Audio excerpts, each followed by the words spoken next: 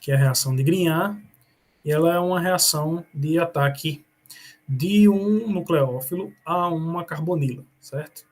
Então, é uma adição onde, diferente da reação que eu acabei de mostrar, não ocorre uma substituição, né? Um grupo entra e um grupo sai. Nesse caso aqui, eu tenho a entrada de um grupo sem a saída de outro. Tem a adição a carbonila, certo? Então, a reação de Grignard é uma reação clássica, né? Já vem sendo usada pelos últimos 100 anos. Isso aqui está errado, é 1900, não 1990. Vocês consertem depois aí. É uma reação que foi desenvolvida por Victor Grignard, em Lyon. Então, os primeiros trabalhos são da tese de doutorado do Grignard e do artigo que ele publicou na sequência. Tanto a reação como o intermediário dessa reação levam o nome do pesquisador que as desenvolveu, né? Então, o reagente de Grignard é formado pela adição oxidativa de um aleto de alquila ou arila a um magnésio, certo? Ela é chamada de adição oxidativa porque o magnésio passa de estado de oxidação 0 para mais 2, né? E aqui eu vou ter um aleto com carga parcial negativa e um grupo alquil ou aril com carga parcial negativa também. Então, aqui eu vou ter um carbono com caráter nucleofílico, né, com alta densidade eletrônica, e por conta disso, esse reagente ele se torna hábil a adicionar, a atacar uma carbonila, né? O carbono carbonílico é eletrofílico, ele é deficiente em elétrons, então o mecanismo de reação de Grignard é bastante estudado. Essa reação é uma das mais importantes para a formação de novas ligações carbono-carbono. Ela envolve o ataque nucleofílico, formando um adulto de Grignard. Esse adulto ele ataca a carbonila, formando um alcóxido, e ao fim eu adiciono, então eu tenho a formação primeiro do adulto de Grignard, depois o ataque do adulto de Grignard à carbonila, pode ser a carbonila de cetona ou de aldeído. Esse ataque forma um alcóxido e, por fim, eu tenho a acidificação do meio para formar o álcool livre, certo? Então, no final da reação de Grignard, eu preciso fazer uma hidrólise ácida para liberar o meu álcool, certo? Essa hidrólise ela pode ser feita com ácido mineral diluído, pode ser feita com cloreto de amônio, tem algumas possibilidades. A vidraria aqui a gente já está acostumado, né? Suporte universal, garras, muflas. A reação vai ser feita em balão de fundo redondo, usando uma placa para aquecimento e agitação magnética. Eu vou colocar um condensador para gerar refluxo.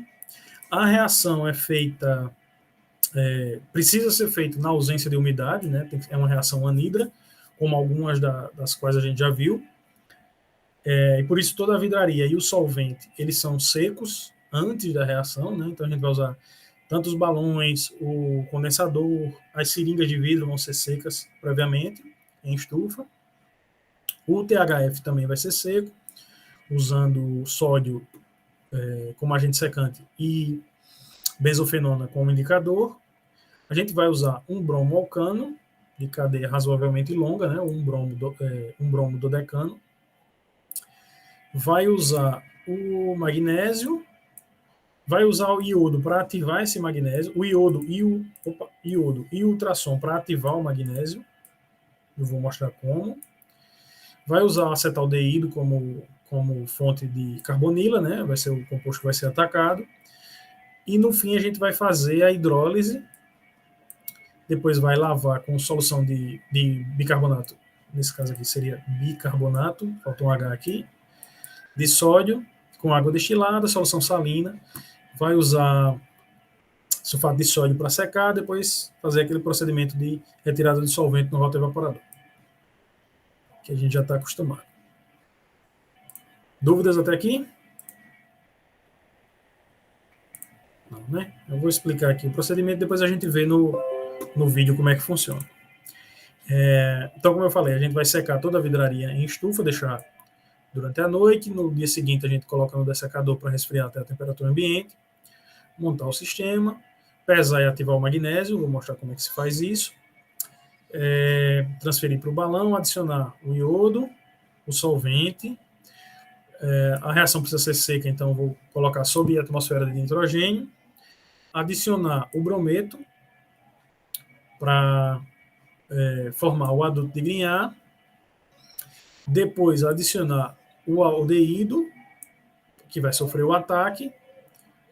No fim, depois que a reação se processa, a gente faz uma hidrólise, extrai com acetato de etila, lava com água destilada, solução saturada, eu botei carbonato, mas é bicarbonato de sódio. Poderia ser carbonato também, né? Mas no caso eu usei bicarbonato. Lavar com água destilada e solução salina, secar em sulfato de sódio, filtrar e concentrar em rota evaporador, pesar o material obtido depois dessa secagem do solvente e observar por GCMS se o produto foi formado e quanto dele foi formado. Depois a gente calcula o rendimento. Beleza? Então vamos dar uma olhadinha nos vídeos. Qualquer dúvida vocês perguntam. Cadê aqui?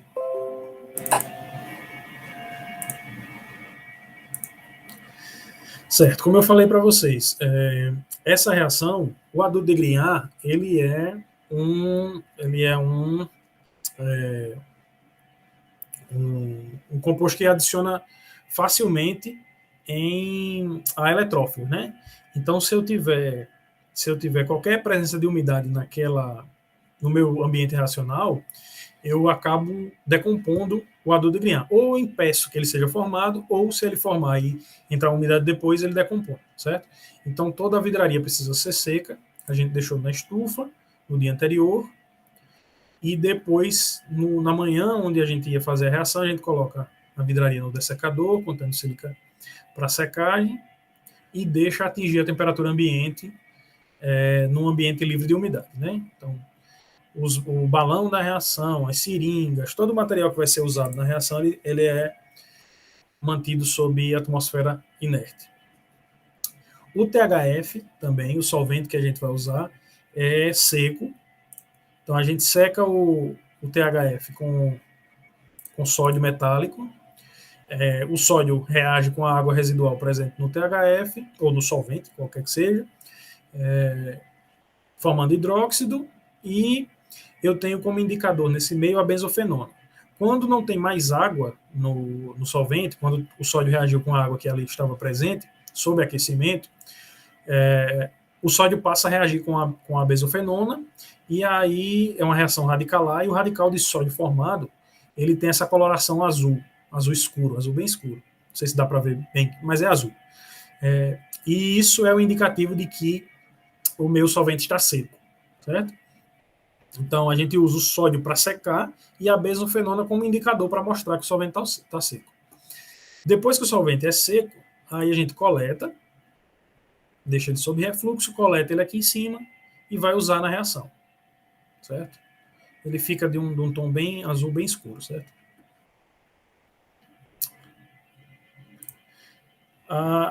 Bom, então a gente vai secar a vidraria, vai secar o solvente e vai colocar a reação sob a atmosfera de nitrogênio para manter esse ambiente o máximo possível livre de umidade, certo? Bom,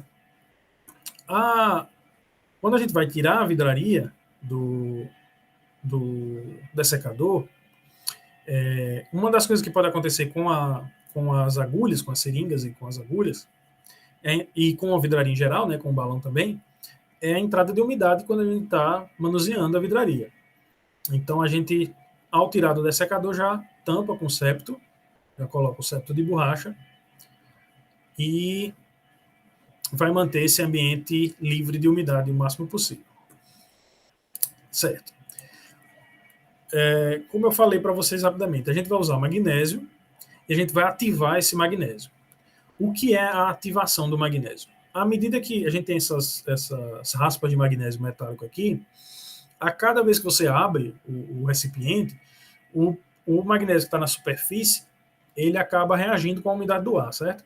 Então, esses hidróxidos e óxidos de magnésio vão se depositando na superfície do metal, e com essa camada sobre a superfície do metal, eu tenho uma área superficial menor para reagir na reação que eu quero fazer, né, na reação de Grignard. E então, como é que a gente vai ativar o magnésio? A gente vai ativar no ultrassom.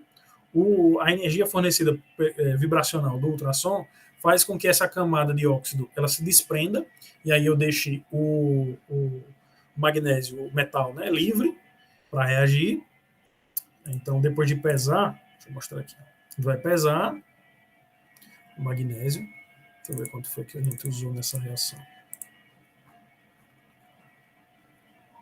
74 miligramas de magnésio em pequena escala. Vai pesar o magnésio e depois vai ativá-lo. Deixa eu mostrar como é que faz para ativar. Então a gente vai usar um banho de ultrassom. Eu vou colocar o magnésio nesse banho, vou deixar ligado por 30 minutos, e aí a energia fornecida de agitação do ultrassom faz com que esses óxidos da superfície eles se desprendam, certo? Como a gente está fazendo em pequena escala, eu vou colocar o próprio balão aqui. Tem algumas reações que são feitas no laboratório que são em escala maior, que eu faço essa ativação, essa tremedeira que vocês estão vendo aqui é fornecida pela energia do ultrassom. Opa. E isso faz com que a superfície do metal fique livre para reagir.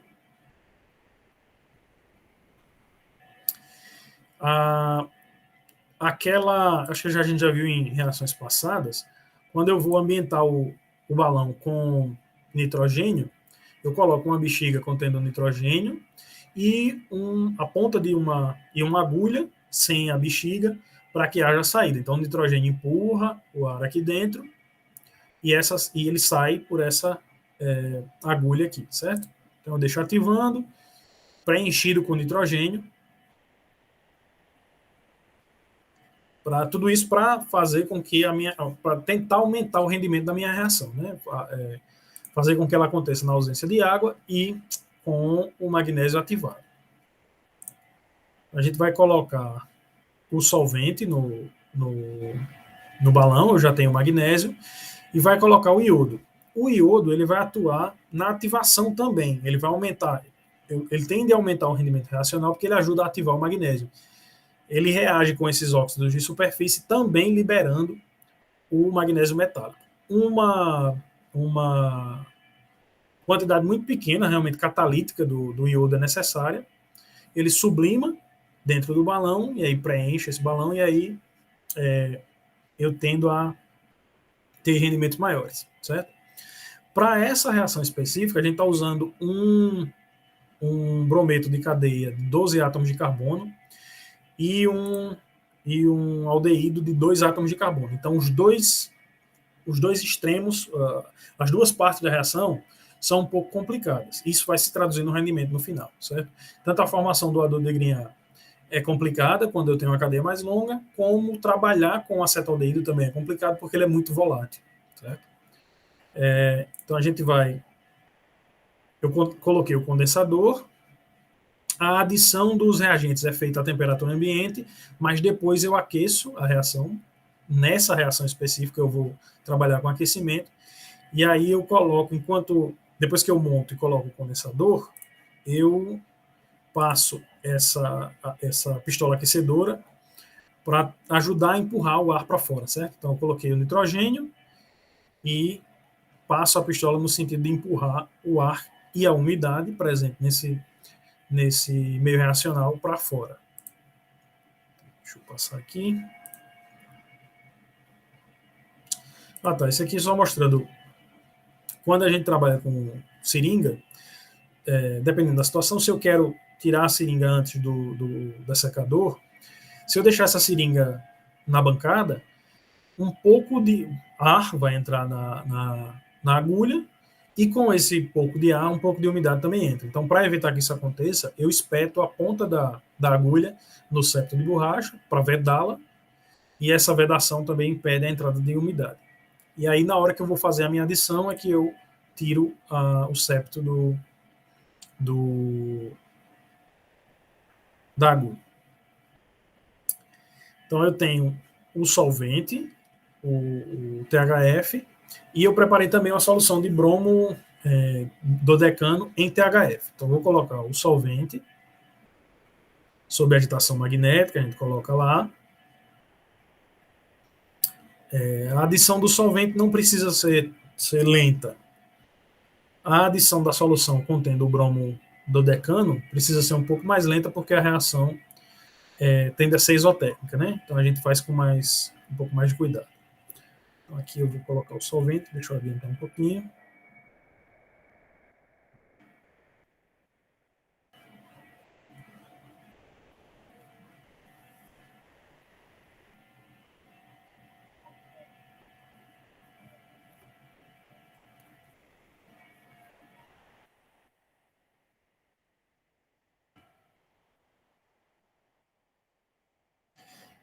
Depois que eu coloquei o solvente, eu vou pegar uma solução do meu brometo de alquila, né, do bromo alcano, e vou adicionar essa primeira etapa que vai levar à formação do adulto de Grignard, né? Ele é que vai formar o nucleófilo para adicionar a carbonila. Aí a gente faz a adição do bromoálcool lenta, e eu vou começar o aquecimento, vou fazer a adição do bromoálcool, e depois eu vou começar o aquecimento para formar o adulto de Grignard. A formação do adulto de Grignard, nesse caso aqui, a gente vai acompanhá-la de forma mais visual, certo?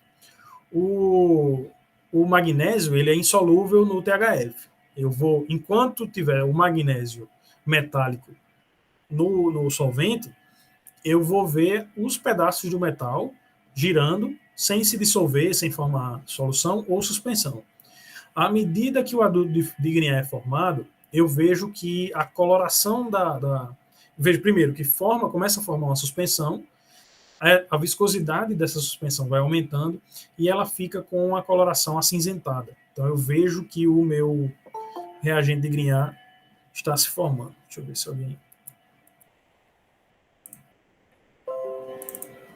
Eu vejo que o meu reagente de Grignard está se formando. Opa.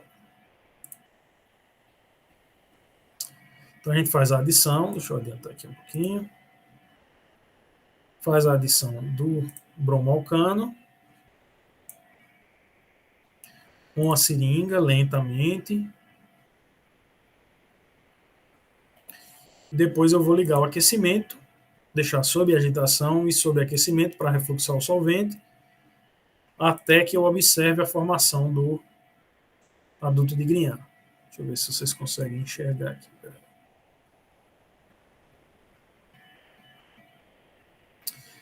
Bom, acho que aqui, ó, vocês veem que tem alguns pedaços de magnésio boiando aqui, ó. Tem um pedacinho que parou ali atrás, deixa eu voltar.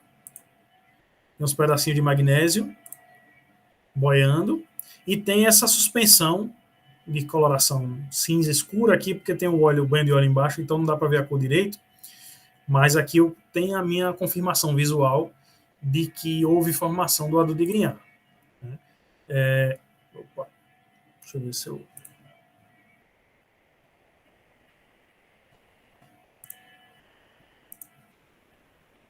Ah, tá. Agora, eu tenho naquele vídeo tem a confirmação visual que houve a formação do adulto de Grignard, certo?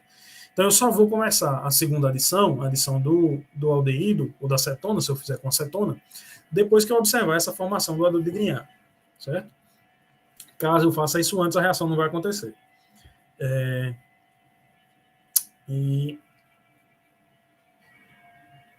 Sim, o magnésio que sobrou ali sólido, realmente é esperado que sobre um pouco de magnésio, porque eu coloco magnésio em excesso.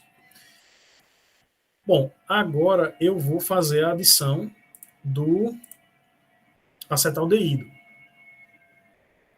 certo? O meu aldeído, que vai ser atacado pelo adulto de Grignard, eu vou adicionar. O acetaldeído, ele é muito volátil. Ele é um aldeído bem pequeno, então ele é bastante volátil. Por isso que eu estou colocando o recipiente dentro de um banho de gelo. Aqui, não sei se vocês conseguem ver aqui embaixo, tem um banho de gelo. Tudo isso para evitar que ele evapore. Ainda assim é bem complicado. Ele volatiliza muito rapidamente. Então a gente tem que tomar um cuidado maior para não perder o material. Então vocês veem que eu tento algumas vezes. Ó, tem certa dificuldade para pegar esse acetaldeído. A gente vai tentando até conseguir. Deixa eu ver se dá para ver aqui. Vai tentando. À medida que eu vou puxando, ele volatiliza, só que a seringa acaba resfriando também um pouco, então à medida que a seringa resfria, acaba vindo mais acetaldeído. Então dá um certo trabalho coletar esse material para fazer a adição.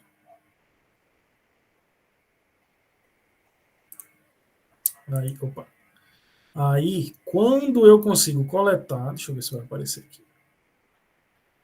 Quando eu consigo coletar, acho que não gravou porque tem que ser rápido. Quando eu consigo coletar, então eu já coloco rapidamente no balão para fazer a adição. Transfiro, adiciono. E aí eu vou deixar reagir sobre agitação magnética e aquecimento para tentar formar o meu, agora para fazer com que a reação de adição a carbonila aconteça, né? Para formar o meu alcóxido. Depois disso, eu vou deixar ele reagindo, depois eu vou desligar o aquecimento, deixar reagindo até o dia seguinte à temperatura ambiente. Depois disso, eu vou transferir para um banho de gelo, né? Eu deixei a temperatura ambiente, agora eu vou transferir para um banho de gelo, vou abrir o meu balão, eu já não tenho mais a preocupação de manter o ambiente livre de umidade. Vou abrir o balão, colocar em banho de gelo e vou fazer o quenching da reação. Vou finalizar a reação adicionando uma fonte de prótons, né? Eu vou adicionar um ácido ou um sal ácido para fazer com que o meu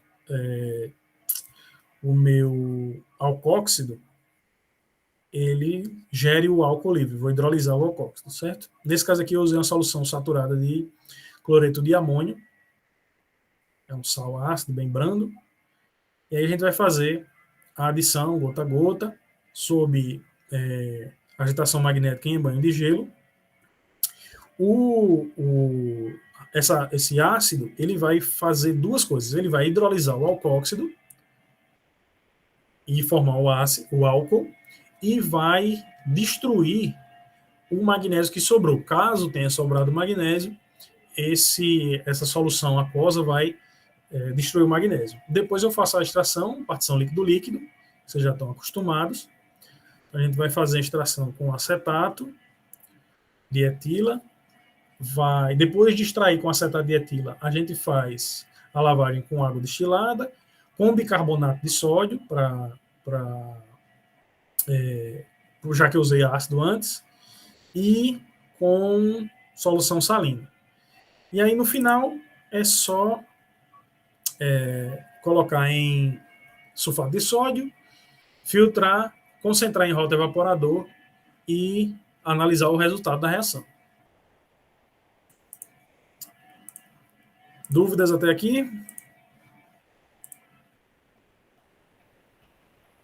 Certo. Então a gente pegou esse material, concentrou o solvente no rotoevaporador, pesou e pegou uma alíquota e levou para o GCMS.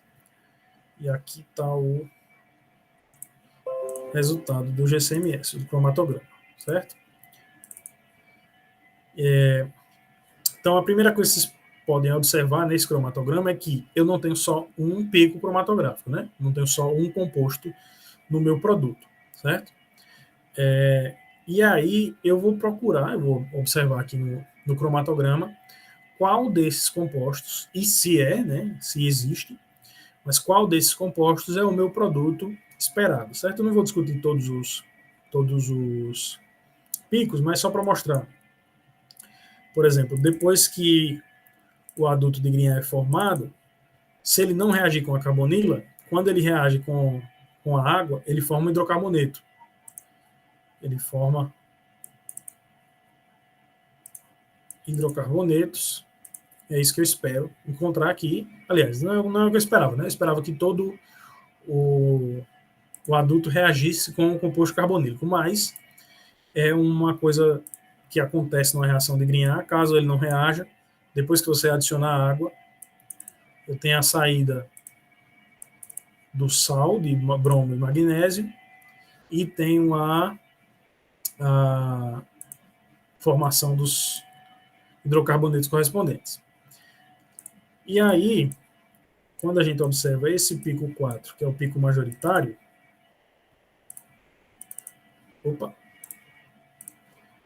eu observo que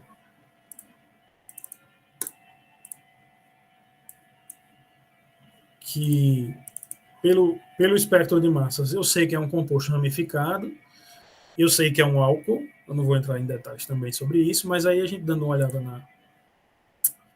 na biblioteca, deixa eu ver o que a biblioteca sugere.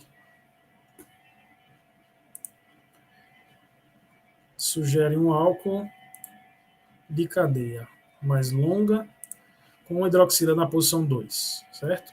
Como eu já falei para vocês, a biblioteca serve como um norte, como um ponto de partida para a gente entender, para comparar, mas ela não dá, ela não fecha a estrutura, ela não diz qual é a estrutura.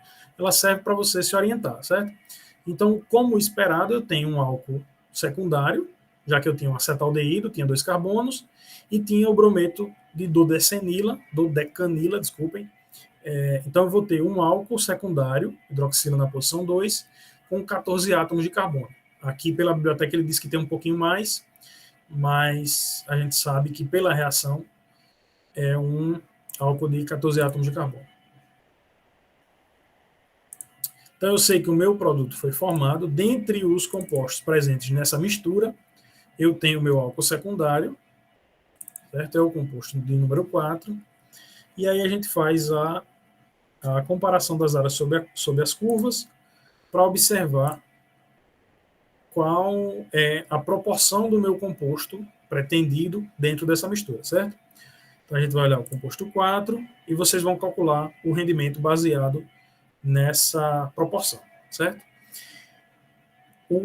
O composto 4 é o majoritário, mas como eu tenho vários outros aqui presentes, não se assustem se o rendimento da reação der baixo. Eu já copiei aqui, deixa eu ver onde eu coloquei aqui.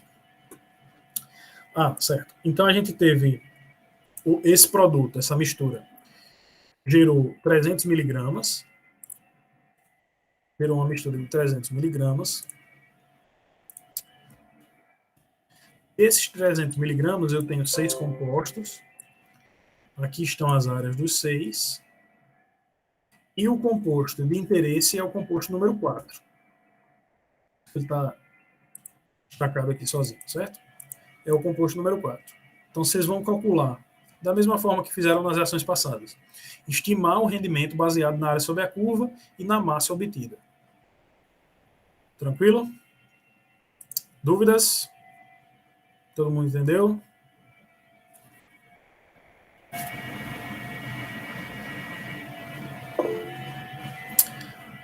Tá, deixa eu parar aqui a gravação.